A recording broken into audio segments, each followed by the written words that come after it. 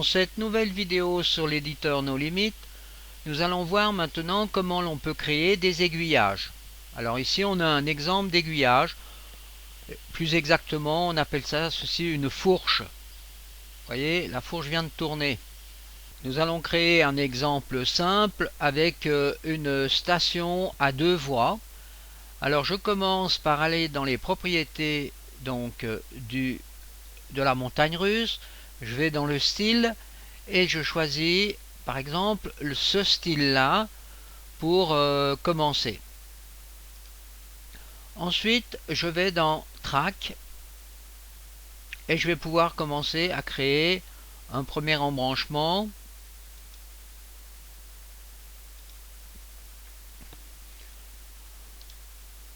Ensuite je vais dans éléments, je vais dans spécial track et je choisis switch track que je positionne par exemple à cet endroit. Je peux le faire tourner en utilisant ici, vous voyez, la rotation. Je peux bien sûr aussi le déplacer, mais là il faut bien choisir donc les flèches qui se trouvent en dessous. Voilà. Alors je vais mettre ceci à cet endroit. Ensuite je vais faire un lien entre là et là en faisant une connexion. Je continue.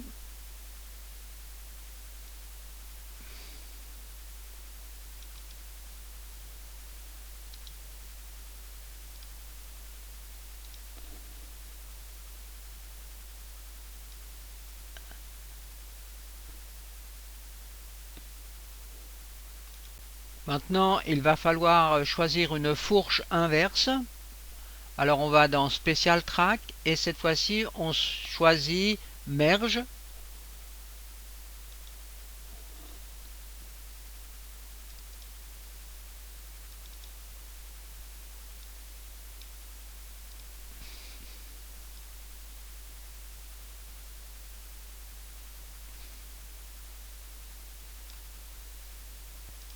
Alors vous constatez donc la symbolique ici, là on a la flèche et ici on a le rectangle. Donc ça doit toujours être comme ceci, autrement on ne peut pas faire de lien, on ne peut pas connecter. Alors je connecte cette partie et cette partie et je modélise de nouveau.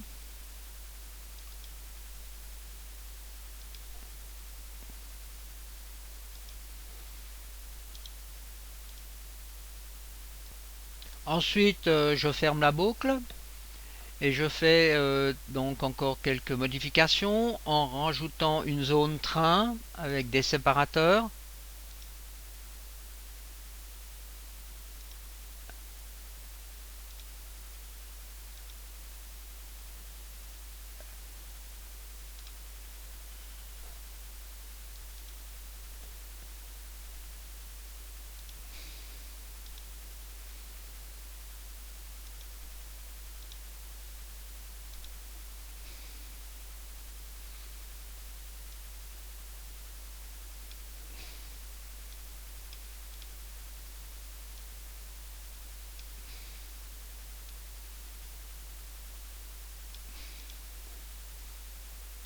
Je rajoute un deuxième train.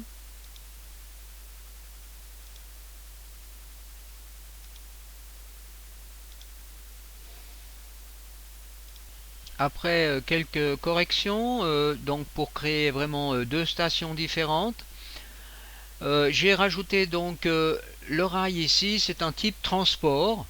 Donc c'est le type qui se trouve donc à cet endroit, section type transport.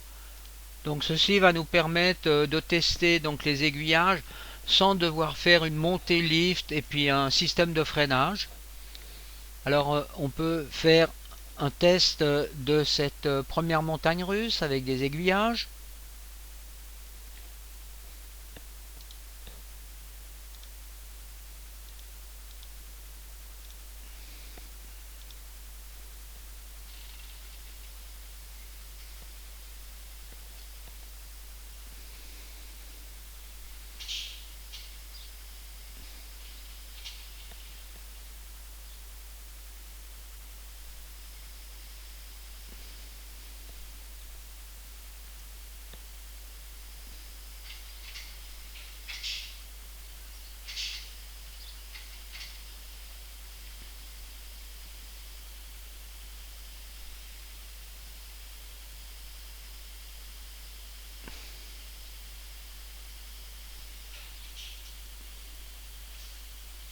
Donc tout a l'air de fonctionner donc correctement. Alors regardons maintenant les propriétés de l'aiguillage. Je clique deux fois sur l'aiguillage, j'ouvre sa fenêtre de propriétés. Première chose, je vois que le track courant, c'est-à-dire où va partir le train, c'est le track 2. Donc si je fais 1 ici et que je fais OK, vous voyez, je commute sur la piste 1. Donc là, on peut définir par défaut quelle est la piste où l'on veut que le train démarre. Donc ici, on aura la même chose de l'autre côté. Maintenant, on a ici là quelque chose qui est intéressant, c'est ici le style, donc la direction plus exactement. Alors si je change et je fais comme ceci, regardez ce qui se passe. Vous voyez, là j'ai donc une autre forme.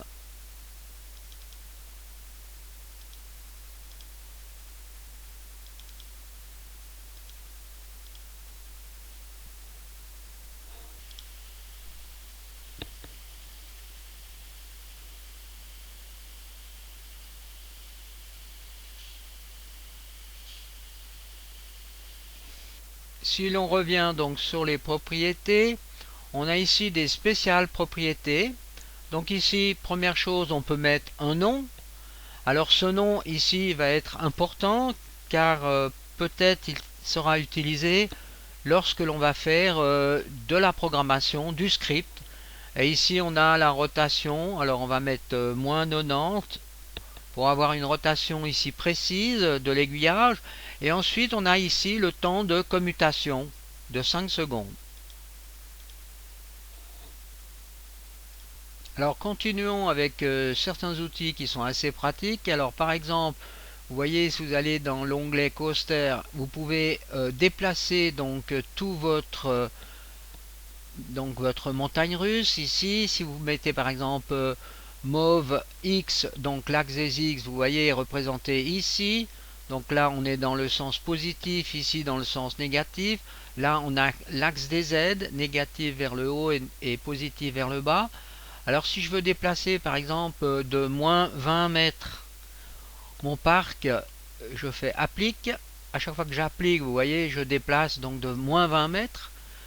Alors bon, laissons donc à cet endroit la montagne russe. Maintenant, je peux aussi faire une rotation de la montagne. Alors ici, eh bien, l'angle va être par exemple de 90 degrés. Donc vous voyez, par rapport au pivot, le pivot étant ici à cet endroit, donc on a bien tourné de 90 degrés. Alors revenons dans l'autre sens, moins 90.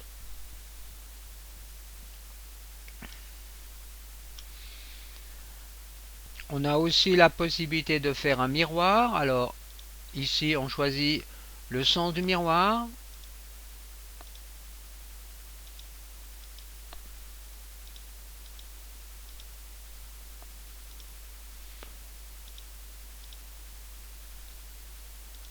On peut regarder encore une autre notion. Alors je vais dans Track.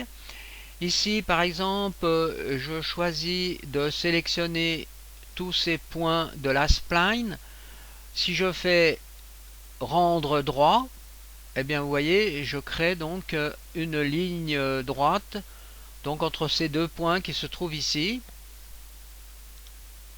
Alors si je sélectionne le rail de transport ici, donc section type c'était du type transport, je peux maintenant, vous voyez, encore choisir le type de setting ici. Alors donc là bien sûr je pourrais donner un nom. Et là, vous voyez, je vais mettre une vitesse de 50 km/h donc sur cette partie-là. Je peux choisir le type de friction, donc de locomotion, soit un système de friction avec des roues, ou bien des moteurs linéaires. Alors, regardez, si je suis sur Friction Wheel, je fais OK, et que je fais un freeze, on va tout de suite voir la façon dont les rails sont construites.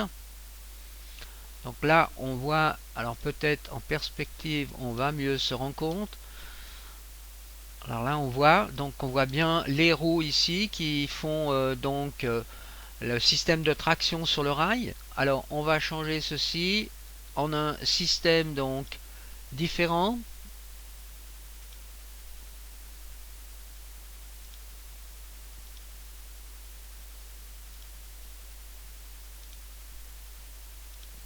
Cette fois-ci j'utilise des moteurs linéaires.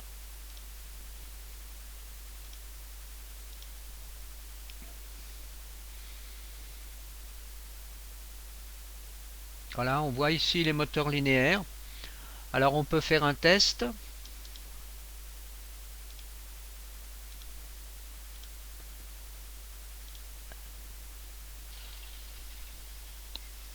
Et là vous allez voir que ça va extrêmement aller vite, accélérer. Donc il va y avoir une accélération progressive. Là on arrive sur la portion des moteurs linéaires. Et on a une accélération jusqu'à une vitesse de 50 km/h.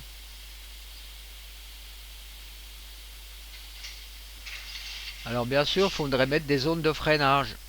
Regardons comment on peut ajouter des éléments préfabriqués. Alors je vais dans éléments, je fais add éléments et là si je suis dans la librairie, j'ai différents éléments qui sont à disposition. Alors je prends une ligne droite ici, ok. Je dis par exemple que cette ligne droite doit faire 20 mètres.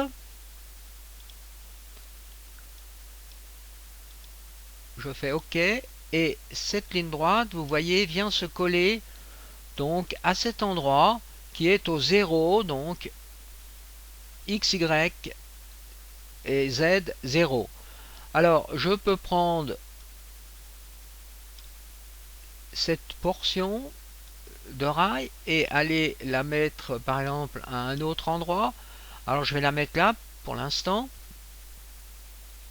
Ensuite, pour pouvoir l'intégrer donc à ma montagne russe, je vais prendre par exemple ce point, je vais couper ce point, split.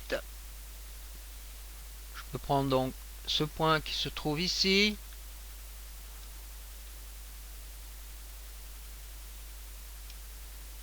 Alors là, je ne vais pas pouvoir, vous voyez, connecter ces deux points.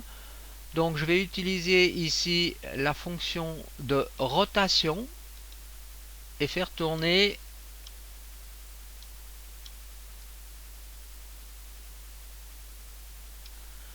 ensuite je vais pouvoir donc sélectionner ces deux points et les connecter. Alors ensuite il va falloir un peu modéliser, voilà, comme ceci par exemple. Donc ensuite en vue perspective on peut choisir donc tous ces points ici et les sortir du sol.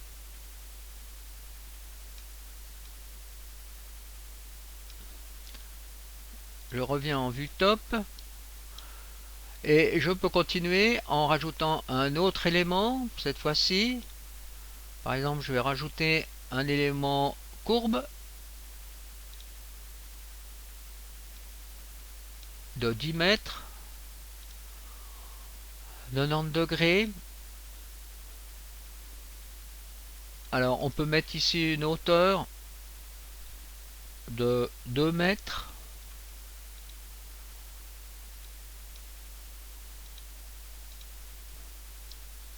Donc, voilà la portion.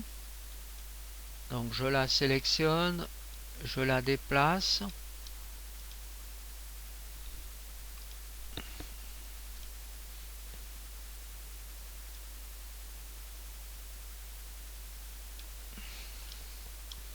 Alors maintenant on peut tester donc notre nouvelle montagne russe en vue track, ce qui nous permet de voir donc la stabilité des rails, l'orientation. N'oubliez pas qu'on peut mettre donc des rôles pour faire tourner le rail. Alors il faut aussi voir une chose qu'il faut connaître, c'est que pour passer d'un rail sur l'autre, par exemple sur l'autre voie, eh bien il faut appuyer sur la touche A. Vous voyez, on change ici de rail. Là on est juste sur cette petite portion et là on est bloqué. Donc pour passer sur le rail principal, je rappuie sur la touche A et j'appuie en somme pour avancer sur la touche W ou bien S. Maintenant encore une chose, je peux faire ici un rendu donc sans faire un freeze. Ça c'est aussi assez intéressant.